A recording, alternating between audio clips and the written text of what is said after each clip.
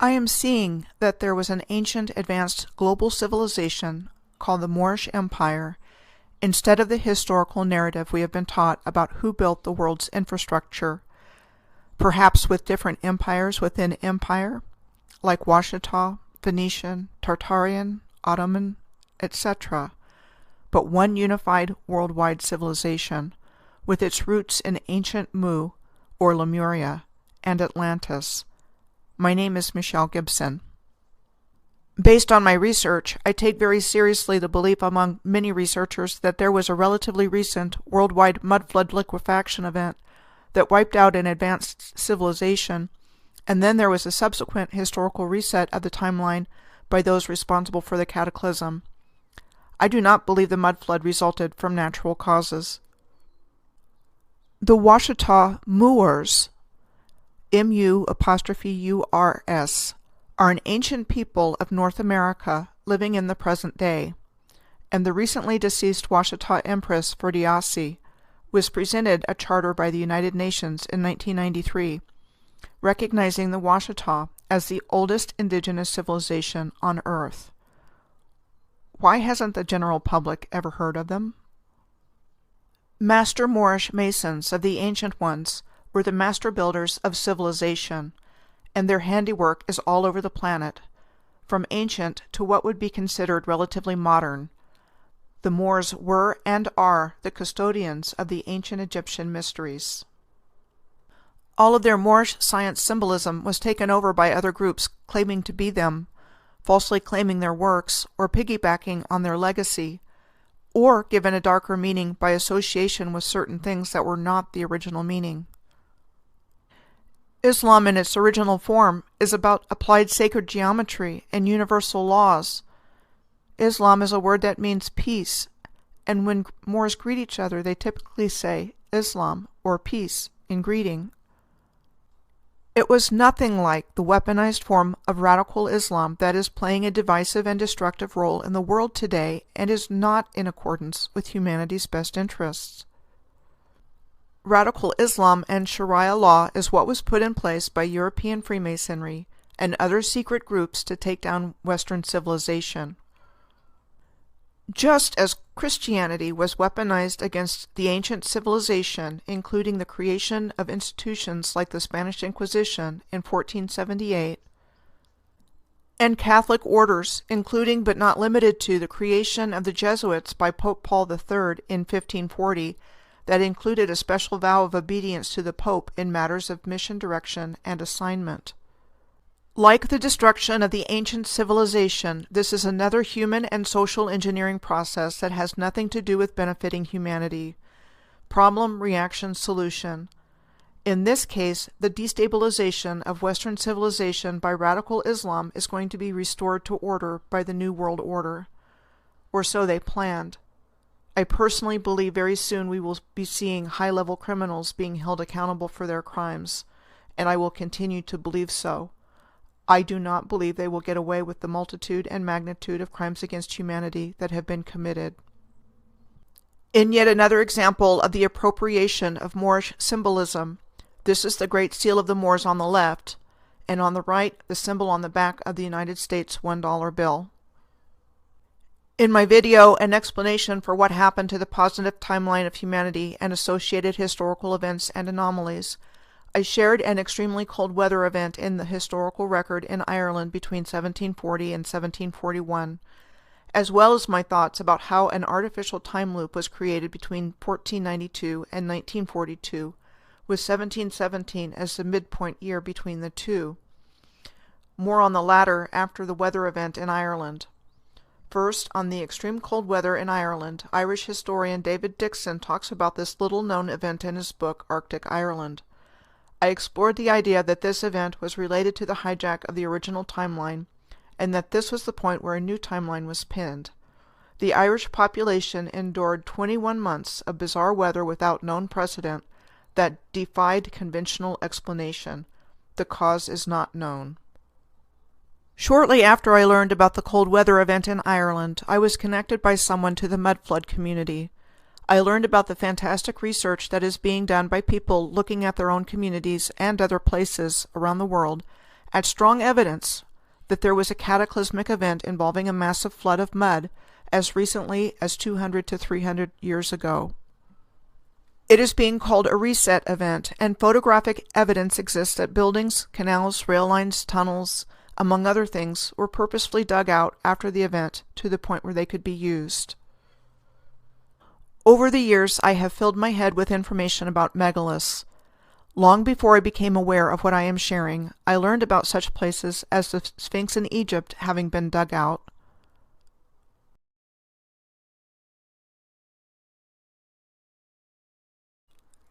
as well as the famous heads of Easter Island that were found to have bodies too. The explanation of a mud flood makes a lot of sense to me based on what I am finding and seeing. A sudden cataclysmic liquefaction event creating a flood of mud accounts for how a highly advanced worldwide civilization of giants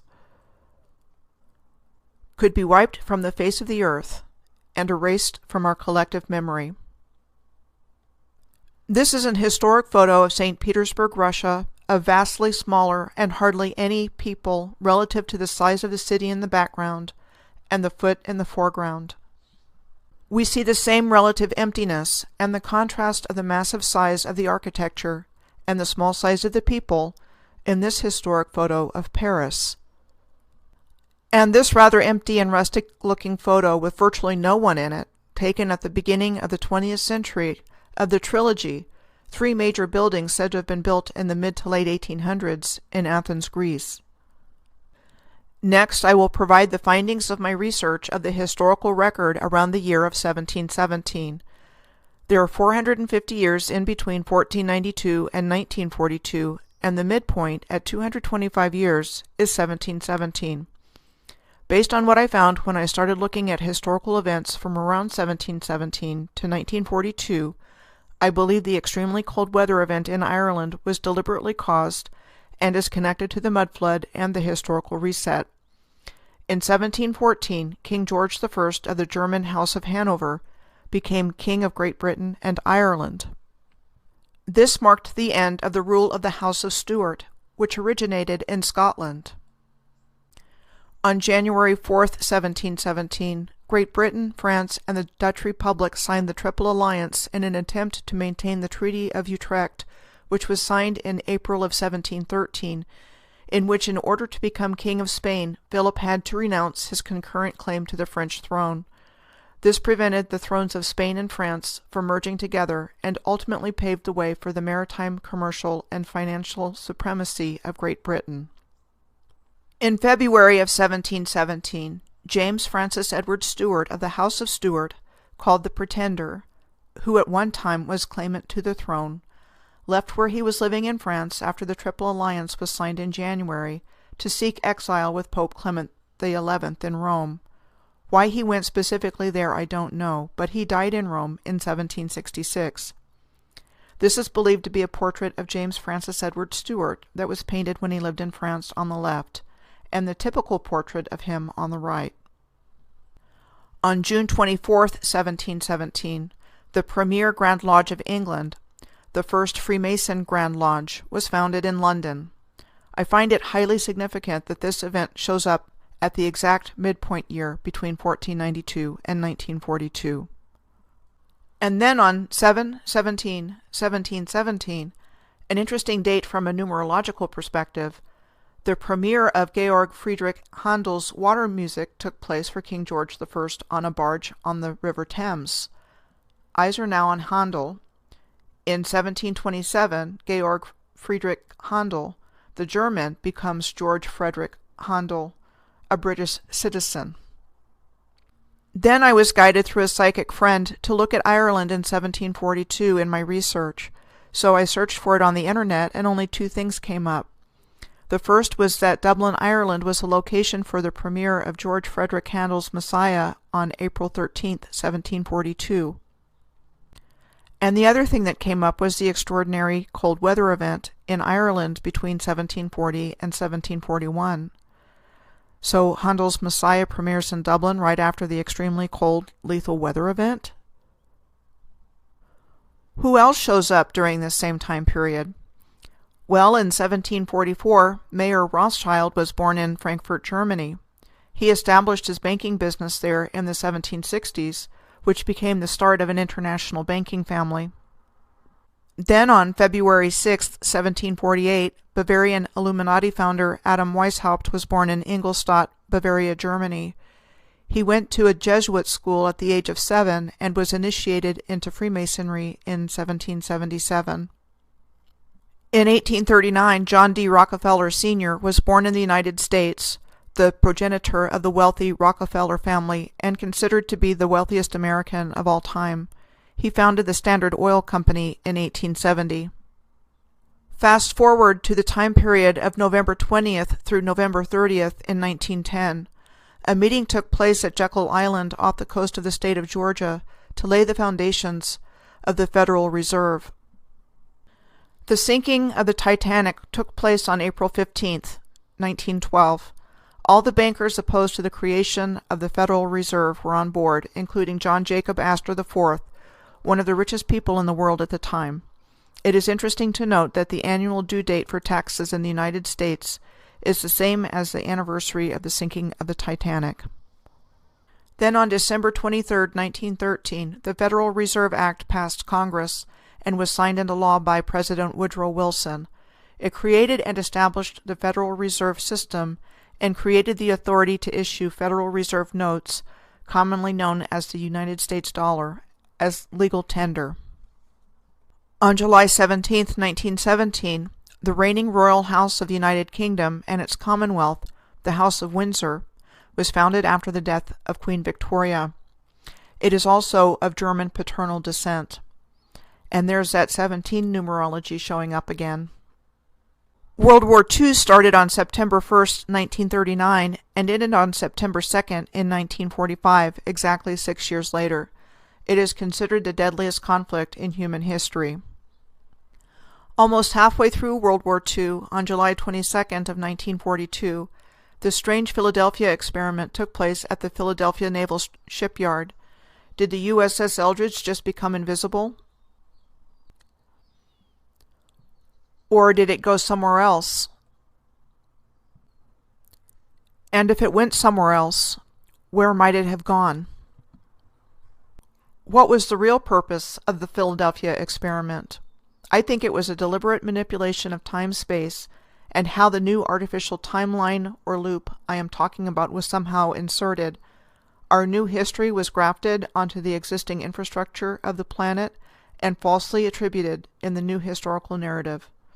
The world history we have been taught is filled with war and violence, death and destruction, which was not our original evolutionary path. Now to tie the mud flood together with the historical reset timeline based on my research findings.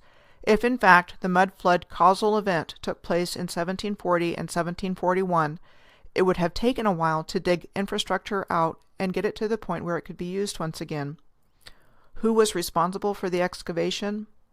Those who became the ruling class and or their associates, and bankers, oilmen, transportation magnates, manufacturers, etc. I believe the official start of the historical reset timeline and the grand opening of the New World Order was the Great Exhibition of the Works of Industry of All Nations of 1851. Held in the Crystal Palace in Hyde Park in London, it was the first in a series of World's Fairs, exhibitions, and expositions that I believe over the next 100 years or so were showcasing the technology and architectural wonders of the original civilization before being hidden away or forever destroyed.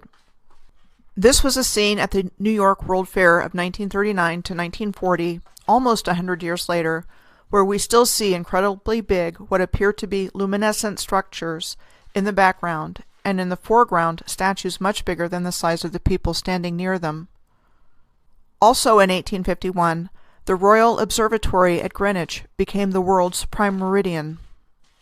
Prior to the time of moving it to Greenwich in England, the Great Pyramid of Giza in Egypt was the ancient prime meridian of the Earth.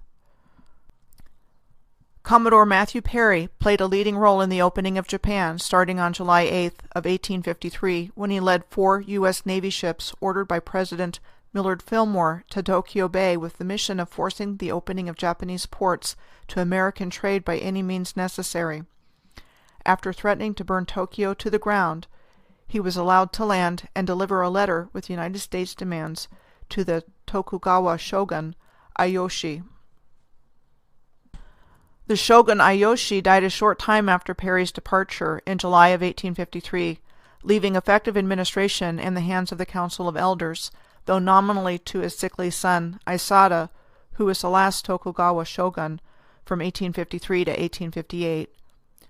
The Tokugawa shogunate is called the last feudal Japanese military government. Ruling from 1600 to 1868 from Edo Castle in Tokyo.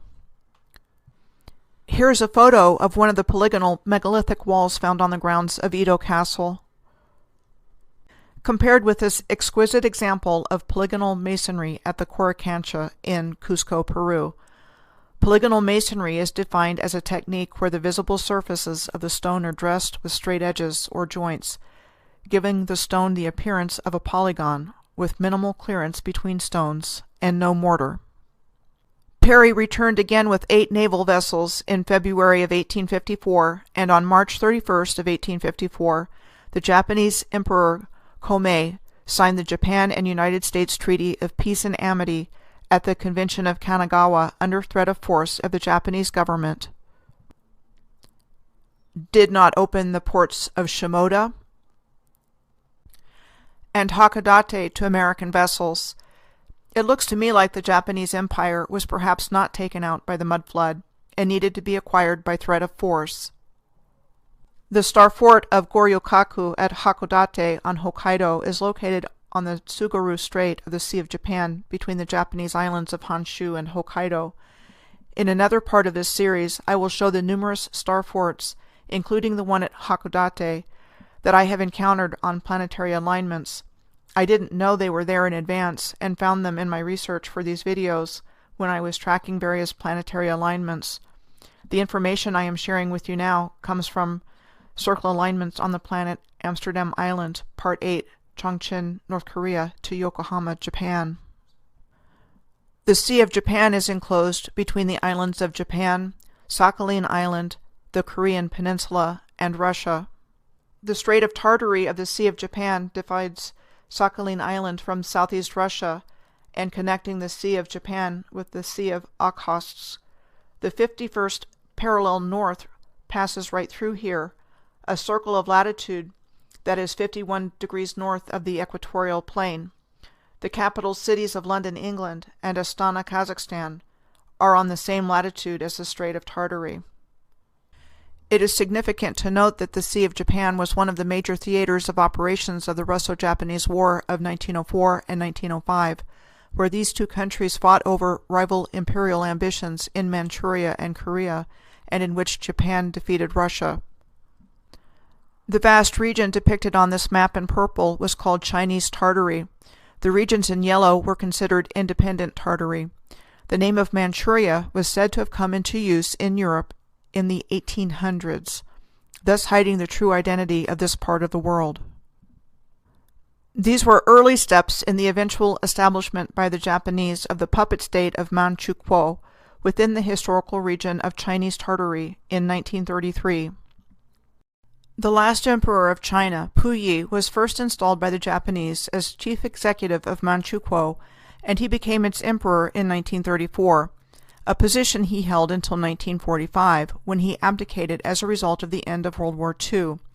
His life story is very sad and is told in the movie The Last Emperor, directed by Bernardo Bertolucci.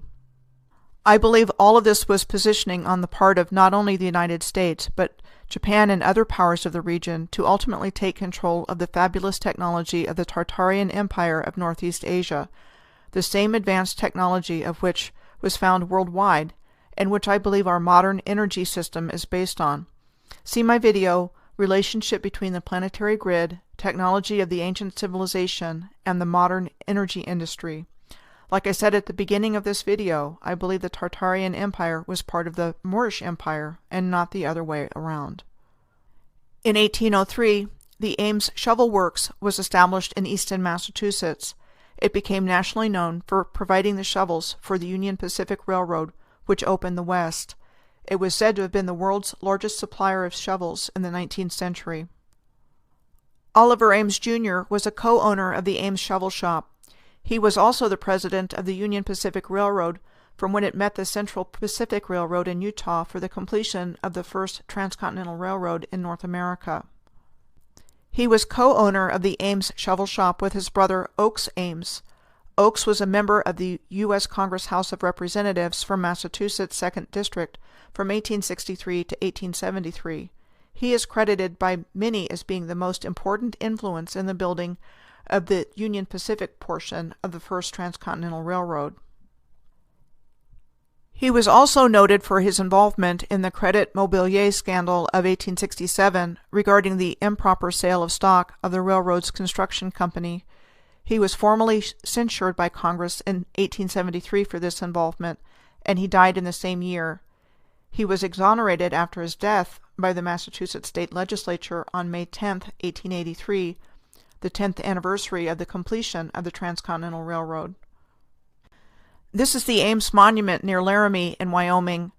This pyramid was said to have been designed and built between 1880 and 1882 and dedicated to the Ames brothers for their role in financing the Union Pacific Railroad. On the eastern seaboard of the United States, the Raritan River Railroad was a 12-mile short-line railroad operating freight and passenger service in Middlesex County, New Jersey, said to have been built in 1888 when the peak of railroad building in the United States was subsiding in the late 1800s. This is the logo for the Raritan River Railroad on the left, and on the right, the logo for Rolls-Royce. The similarity between these two logos tells me these two companies were connected in some way. Besides the fact the logos look virtually identical, it brings to mind what I found when I was looking at Derby, England. I found Derby near the Algiers Circle alignment as I was tracking it through England. Derby is the geographic center of England, and the Derwent River Valley in Derbyshire is considered the birthplace of the Industrial Revolution. Rolls-Royce is a global aerospace, defense, energy, and marine company focused on world-class power and propulsion systems, and its civil aerospace and nuclear divisions are in Derby. As well as the Railway Technical Centre, the technical headquarters of British Rail, and considered the largest railway research complex in the world.